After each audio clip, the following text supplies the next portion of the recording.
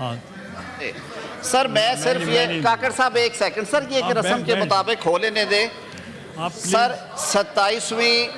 27ویں آئینی ترمیم کے بل میں پہلی بات، چیئرمین صاحب پہلی بات جی، آپ اگر نہیں سنیں گے تو ادھر سے بھی کوئی نہیں بول سکے گا سر۔ اس میں ٹوٹل 49 کلوزز ہیں، لیکن میں یہ وضاحت کر دوں کہ 3 مین سبجیکٹ ایریاز ہیں اور 2 انسلری ہیں۔ 5 سبجیکٹ ایریاز کو یہ ایڈریس کرے گا۔ یہ تجویز لائی گئی ہے کہ چارٹر آف ڈیموکریسی میں پاکستان بھر کی جو جمہوری جماعتیں ہیں، انہوں نے جنرل پرویز مشرف کے مارشل لاء کے دور میں یہ طے کیا کہ ہم نے اس ملک میں جمہوریت کے فروغ کے لیے آئین اور قانون کی بالادستی کے لیے مل کے چلنا ہے اور جدوجہد بھی کرنی ہے، اور کچھ فنڈامنٹلز طے ہوئے۔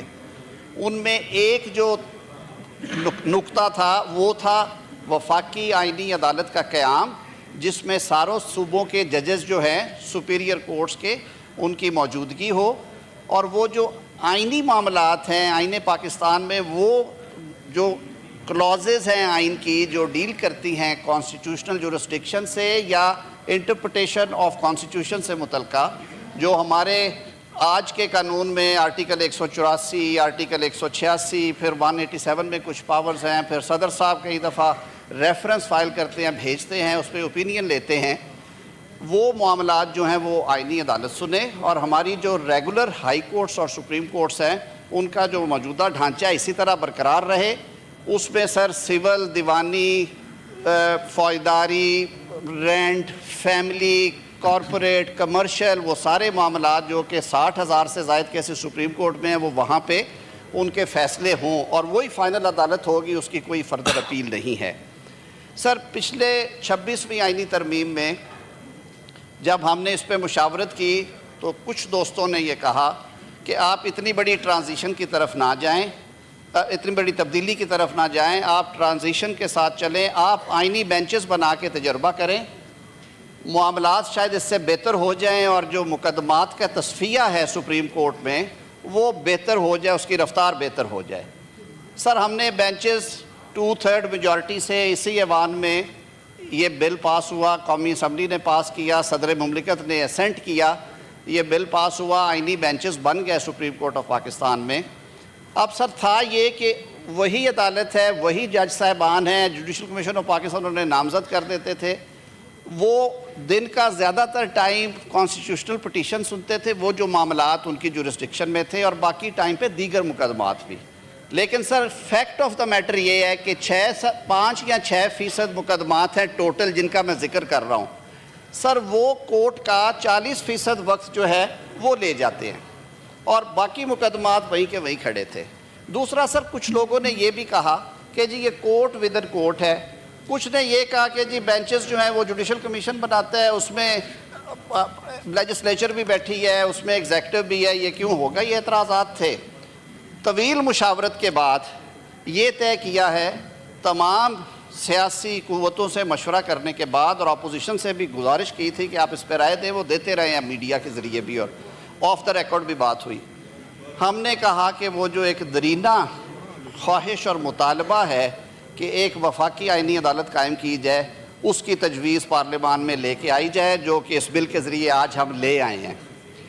سر اب یہ تبدیلی آنے کی وجہ سے تقریباً 40 ایسی کلوزز ہیں آئین کی جن میں تبدیلی کرنے جا رہے ہیں، کیونکہ وہاں پہ لفظ آئینی عدالت یعنی فیڈرل کانسٹیٹیوشنل کورٹ کا ذکر ہوگا، یا اس کے چیف جسٹس کا، یا اس کے ججز کا ہوگا ذکر۔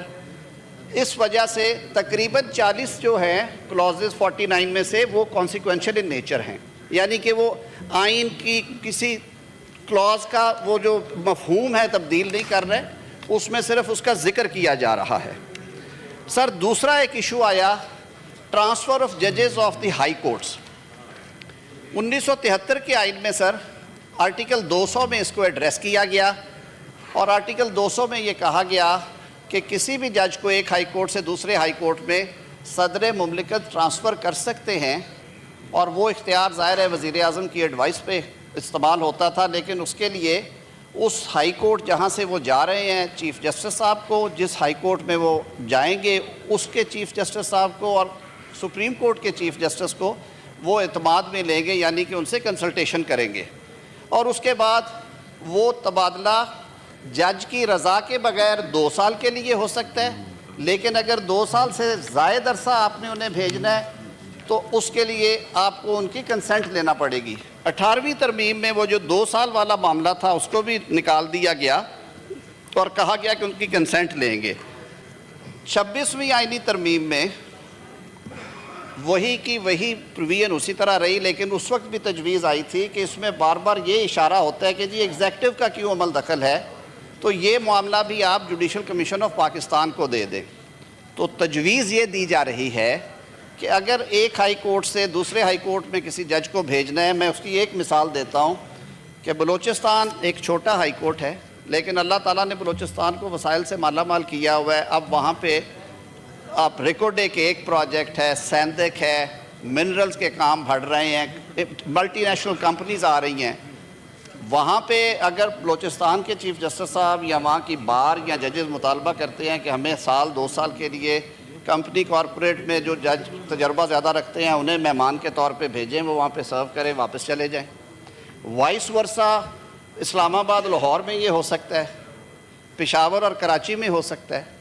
کئی دفعہ جج صاحبان خود خواہش کر دیتے ہیں کہ میرے کو فیملی ایشوز ہے، بچے پریکٹس کر رہے ہیں میرے اسی ہائی کورٹ میں اور میں انہیں ڈسلوج نہیں کرنا چاہتا، میں کسی دوسرے ہائی کورٹ میں جا کے کام کرنا چاہتا ہوں تاکہ لوگ انگلیاں نہ اٹھائیں کہ ان کے بیٹے یا بیٹیاں یہاں پہ وکالت کرتی ہیں۔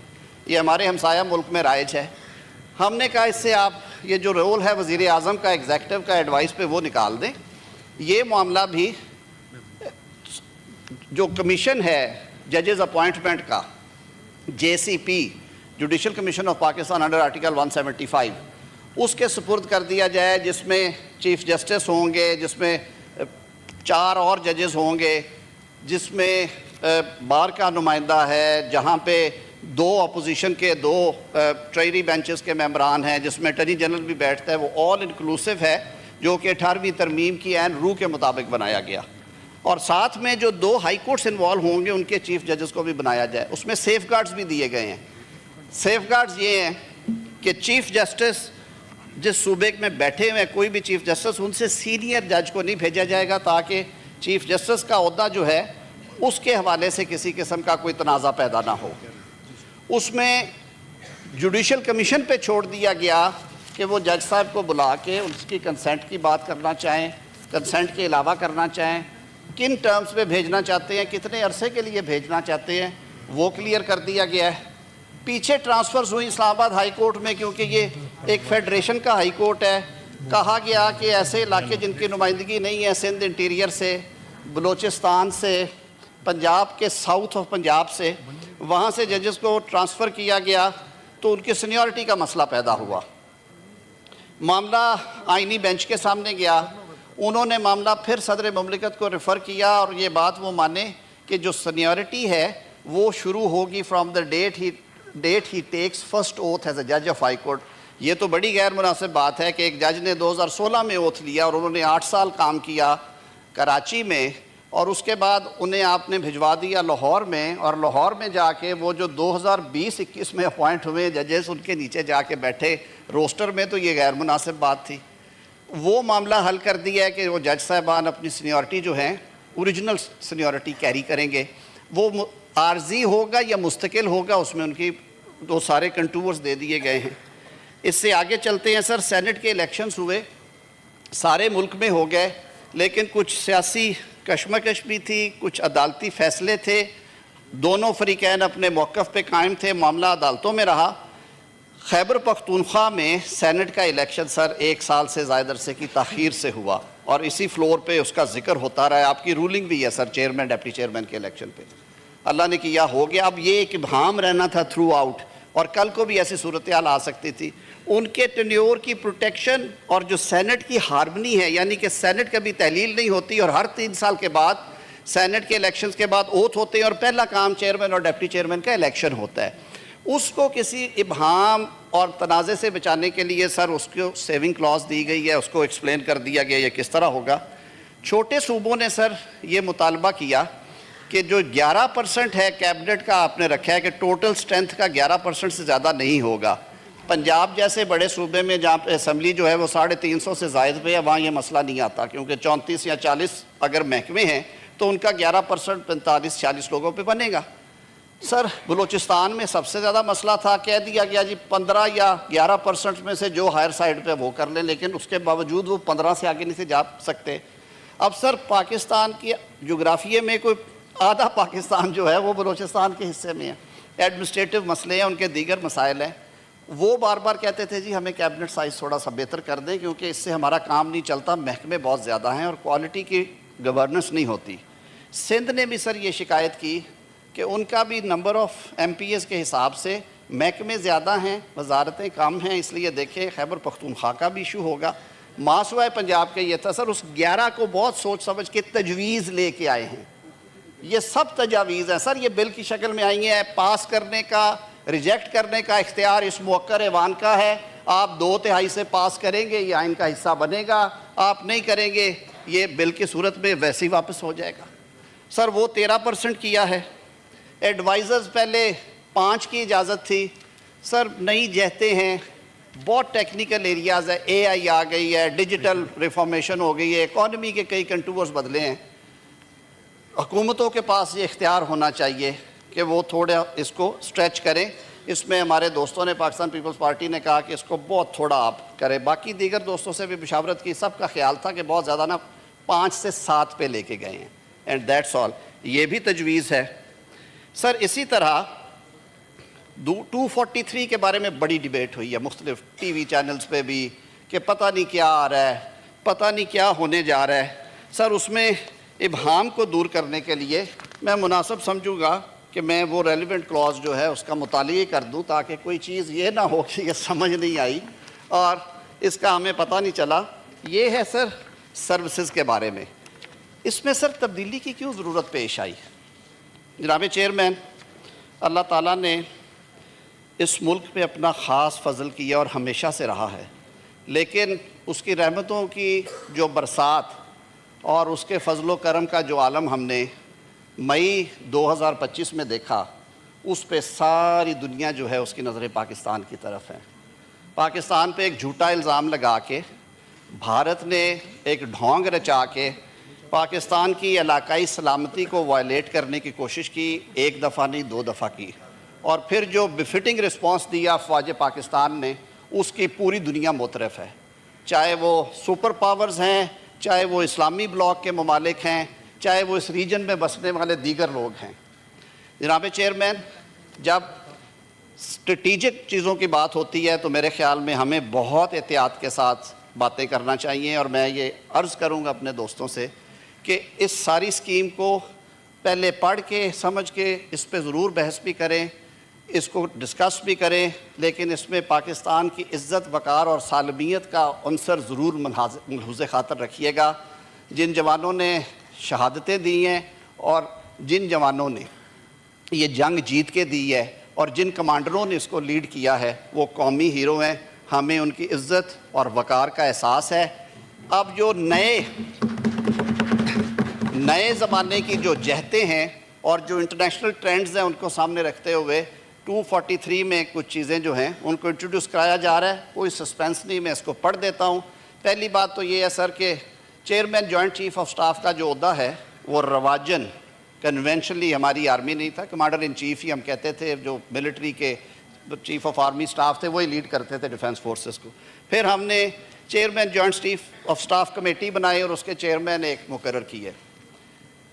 अब तजवीज़ ये है कि जो चीफ ऑफ आर्मी स्टाफ हैं उन्होंने, क्योंकि उनकी खिदमात और हालिया जंग में उनकी जो कामयाबी है और जो इज़्ज़त और तकरीम उन्होंने दीगर सर्विसेज चीफ्स के साथ मिलकर इस कौम को पेश की है, इस कौम ने उसको रिकग्नाइज़ करते हुए उन्हें फील्ड मार्शल के टाइटल से नवाजा।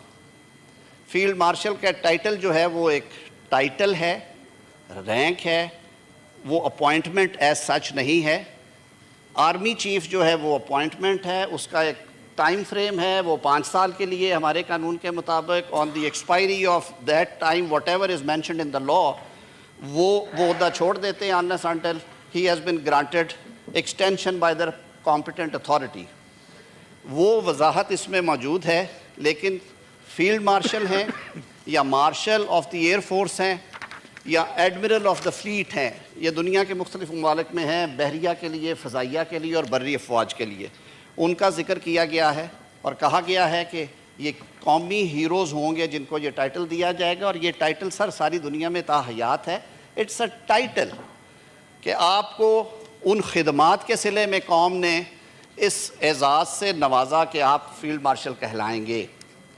اس کی بابت یہ وضاحت کر دی گئی ہے اور ساتھ میں کہہ دیا گیا ہے کہ اس ٹائٹل کو بھی آپ نے کیونکہ پروٹیکشن دینی ہے آئینی، تو اس کے بابت یہاں پہ لکھ دیا گیا ہے کہ اس کی امپیچمنٹ یا ریورسل جو ہے وہ وزیر اعظم کا اختیار نہیں ہوگا، وہ پارلیمان کا اختیار ہوگا، کیونکہ وہ ساری قوم کا ہیرو ہے، کسی ایک وزیر اعظم کا یا ایگزیکٹو کا ہیرو نہیں ہے.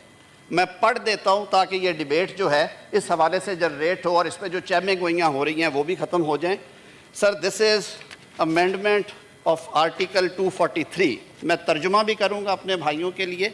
جو میرے دوست ہمیشہ کہتے ہیں کہ آپ ٹرانسلیٹڈ ویسے آ گیا ہوگا. In the Constitution, in Article 243 for Clause 4, following shall be substituted, namely, the President shall, on the advice of Prime Minister, appoint the Chief of Army Staff, concurrently the Chief of Defence Forces. جو میں نے کہا جو original scheme ہے اور یہ دنیا کے بے تحاشا ممالک میں رائج ہے، وہ آ جائیں گے. آرمی چیف جو ہیں وہ چیف آف ڈیفنس فورسز ہوں گے. دا چیف آف نیول اسٹاف اور چیف آف ایئر اسٹاف کی اپوائنٹمنٹ بھی اسی طرح وزیر اعظم کی ایڈوائس پہ ہوا کرے گی. اس کے ساتھ سر یہ کہہ دیا گیا کہ ان کے سیلریز الاؤنسز کی ڈٹرمنیشن وہیں سے ہوگی، وہ پہلے بھی وہی ہے. اب جو نئی کلازز ڈالی گئی ہیں وہ 5, 6, 7, 8, 9, 10, 11 ہیں جی. 5 کہتی ہے notwithstanding anything contained in clause 4 the office of chairman joint chief of staff committee shall stand abolished with effect from 27th day of November 2025. جو موجودہ chairman joint chief of staff committee ہیں sir وہ بھی ہمارے قومی hero ہیں. ان کے مدت ملازمت جب انہوں نے وہ اپوائنٹمنٹ ان کی ختم ہوگی اس کے بعد سر یہ عہدہ ابالش ہوگا. ان کے کرنسی آف پیریڈ میں سر پارلیمان یہ سوچ بھی نہیں سکتی کہ انہیں اس عہدے سے ہم محروم کریں. لیکن اس کے بعد نئی تقرری نہیں ہوگی کیونکہ ہم نے چیف آف آرمی سٹاف جو ہیں انہی کو چیف آف ڈیفنس فورسز کی ذمہ داری سونپنی ہے. یہ تجویز ہے. تجویز یہ ہے کلاس 6 میں that the Prime Minister shall on the recommendation of Chief of Army Staff concurrently the Chief of Defence Forces appoint the Commander of National Strategic Command from members of Pakistan Army and shall also determine his salaries. یہ chairman joint chief of staff committee کے functions میں سے ایک یہ بھی function ہے. یہ ایک حساس معاملہ ہے سر. جو ہمارے ایسٹس ہیں، جو ہمارے دفاعی کیپیبلٹیز ہیں، میزائل سسٹم ہے، دیگر کیپیبلٹیز ہیں، نیوکلیئر کیپیبلٹیز، اس کے لیے ایک رسپانسبلٹی ہے. تو اس کی اپوائنٹمنٹ بھی وزیر اعظم کریں گے. Where the federal government promotes a member of armed forces to the rank of field marshal, marshal of air force and admiral of fleet, such officer shall retain the rank privileges and remain in uniform for life. دنیا کے بہت سارے ملکوں میں یہ رائج ہے. Command وہ ریلنکوش کر دیں گے. اگر وہ چیف آف ایئر ہیں تو اپنا ٹائم جب ان کا مکمل ہوگا وہ کمانڈ ریلنکوش کریں گے. آرمی چیف ہیں اس ٹائم کے مطابق کریں گے. لیکن یہ جو ان کو ٹائٹل اور رینک فیلڈ مارشل کا اگر کسی کو دیا گیا تو آئین اس کو پروٹیکٹ کر رہا ہے. 9 میں ہے the provisions of Article 248 as applicable to President shall mutatis mutandis apply to Field Marshal, Marshal of Air Force and Admiral of Fleet. جو میں نے بات کی ہے کہ پھر یہ نہیں ہے کہ ایک بندے نے اپنی ساری عمر دی، اس نے اس ملک کی خدمت میں ایک جنگ جیتی، ایک نہیں کئی اور محاذوں پہ کامیابی حاصل کی، قوم نے اسے اس ٹائٹل سے نوازا، تو یہ فرد واحد کا فیصلہ نہیں ہوگا کہ آپ یہ ٹائٹل واپس لے لیں. یہ اس ایوان کا اختیار ہے. یہ دونوں ایوان جوائنٹ سٹنگ میں بائی ووٹ اس کو کر سکتے ہیں جو صدر کو مؤاخذہ کرنے کا طریقہ ہے. Sir on completion of term of his command, یہ وہ بات ہے جس کی وضاحت میں under the law the federal government shall determine the responsibilities and duties of field marshal, marshal of air force and admiral of fleet in the interest of state. کہ جب وہ کمانڈ چھوڑتے ہیں تو اس کے بعد وفاقی حکومت کے لیے اوپن ہوگا کہ ان کو کسی اعزازی مشاورتی جس بھی کیپیسٹی میں وہ انہیں کہیں، کیونکہ وہ قوم کا سرمایہ ہے، یونیفارم میں ہیں، ٹائٹل آپ نے دیا ہوا ہے، تو وہ آپشن بھی دے دی گئی ہے. The President shall on the advice of Prime Minister determine the salary allowances and so of the officers of these three forces. تو سر یہ ساری وہ بات تھی آپ کے سامنے اس لیے رکھی ہے کہ اب آپ نے ان چیزوں کے اوپر ڈیبیٹ کرنا ہے. میرے خیال میں یہ کچھ ٹاپکس ہیں جن پہ میں نے کہہ دیا کہ فیڈرل کانسٹیٹیوشنل کورٹ قائم کرنے جا رہے ہیں ہم. ججز ٹرانسفر کے اوپر میں نے بات کر دی. سینٹ الیکشنز ایک ٹائم پہ ہوا کریں گے اور ابہام دور کرنے کی بات کر دی. کیبنٹ کی بات ہو گئی. 243 کی جو ہماری ڈیفنس فورسز ہیں اور اس پہ میں نے پھر عرض کیا ہے کہ ہماری سیاستیں ہمارا سب کچھ ہمارے ملک کے لیے ہے. ملک کی عزت وقار اور سالمیت کو سامنے رکھتے ہوئے اس پہ ڈیبیٹ کریں. سر آنکھوں پہ اس کا جواب دیں گے. سر دو چیزیں چھوٹی چھوٹی اور ہیں جی, دو چیزیں اور ہیں. ایک پریزیڈینشل امیونٹی کے اوپر ڈیبیٹ چلی ہوئی تھی, وہ کمیٹی میں معاملہ ڈیبیٹ ہوگا. دوسرا ہمارے حلیف جماعت متحدہ قومی موومنٹ اور ہماری حلیف جماعت بلوچستان عوامی پارٹی نے 2 بل آلریڈی انٹروڈیوس کروائے ہوئے ہیں کانسٹیٹیوشنل امینڈمنٹس کے, جو کہ آلریڈی اسٹینڈنگ کمیٹی میں ہیں. وزیر اعظم صاحب سے جب ان دوستوں کی ملاقات ہوئی اور عوامی نیشنل پارٹی کی بھی ایک تجویز جو ہے وہ بھی ٹیبل پہ آئی, وہاں پہ انہوں نے کہا کہ جب صوبہ خیبر پختونخوا کا نام NWFP سے بدلا جا رہا تھا تو ان کا یہ تقاضا تھا کہ اسے پختونخوا کے نام سے یاد کیا جائے. بہرکیف اس وقت 18ویں ترمیم میں اسے خیبر پختونخوا رکھا گیا. ہم نے کہا کہ جی آپ, کیونکہ اسٹینڈنگ کمیٹیز کو سر یہ اختیار ہوتا ہے کہ وہ بل کو بھی دیکھیں اور جو اس کے علاوہ بہتر تجویز ہے وہ بھی دیکھیں. ہماری حلیف اتحادی جماعت پاکستان پیپلز پارٹی نے یہ جو پروویژنز ہیں جو اس بل کا حصہ ہیں اس کی اپروول تو اپنی سینٹرل ایگزیکٹو کمیٹی سے لی ہے, جو ان کا ایک رواج ہے, اور وہ کہتے ہیں کہ ہم اس کے اندر ہی رہتے ہیں. لیکن اس کے باہر جو تجاویز ہے, جیسے میں نے عرض کیا کہ متحدہ قومی موومنٹ کا مقامی حکومتوں کو فائنینشلی با اختیار بنانے کا اور ان کا یہ کہ ان کے ٹینیور کو پروٹیکشن دی جائے, اور جو پنجاب اسمبلی کی ایک ریزولوشن آئی, یہ وہ ایشوز ہیں جو کہ وزیر اعظم صاحب نے آج کیبنٹ میں یہ ہدایت کی کہ وہ دوست کمیٹی میں اگر ان کو اٹھاتے ہیں تو رولز اینڈ پروسیجرز کے مطابق ہم کوشش کریں کہ اس پہ اتفاق رائے ہو. بلوچستان عوامی پارٹی کا صوبائی سیٹوں میں اضافے کا جو مطالبہ ہے کہ صوبہ بہت بڑا ہے اور حلقے بہت بڑے, آبادی کم ہے, تو اس میں اگر 65 سے اسے 90 یا 95 کر دیا جائے وہ بات بھی وہاں پہ ہو سکتی ہے. ایمل ولی خان صاحب کی جو تجویز ہے کہ اس کو بھی آپ کنسیڈر کریں کہ جہاں پہ پختون بستے ہیں اس صوبے کا نام, جیسے بلوچوں کے صوبے کے لیے ہم بلوچستان اور سندھی بھائیوں کا سندھ اور پنجابیوں کا پنجاب ہے, تو یہ بھی آپ ڈیبیٹ کر لیں وہاں پہ. سر جمہوریت کی خوبصورتی ہے کہ سیاستدان ہمیشہ مل بیٹھ کے افہام و تفہیم سے, منطق سے ایک دوسرے کو قائل کرتے ہیں. میں سر دل کی گہرائیوں سے خراج تحسین پیش کرتا ہوں آج اپنے اپوزیشن کے بھائیوں کو کہ انہوں نے اس نازک موقع کے اوپر تحمل کے ساتھ یہ بات سنی. ہم یہ توقع رکھتے ہیں اور مجھے ہدایت ہے اپنے حلیف جماعتوں کے رہنماؤں کی بھی, وزیر اعظم صاحب کی بھی, کہ میں پھر انہیں آج ایک دفعہ استدعا کروں کہ آپ اسٹینڈنگ کمیٹیز میں آئیں, آپ بیٹھ کے یہاں پہ ڈیبیٹ کریں. یہ آپ کا ڈیسیژن ہوگا. فلور آف ہاؤس پہ سر یہ جو بات کریں گے ہم اس کا جواب دینے کے پابند ہیں. میری آپ سب دوستوں سے گزارش ہوگی کہ بل کی کاپیاں آپ کے سامنے ہیں, جو آپ کے سامنے رکھا ہے, اس کے علاوہ اس میں کچھ نہیں ہے. لاز جو ہیں, قوانین جو ہیں, وہ لوگوں کے لیے ہوتے ہیں sir. People of Pakistan should be benefited. ہم نے اس نیت سے یہ چیزیں کی ہیں کہ نظام میں بھی استحکام رہے.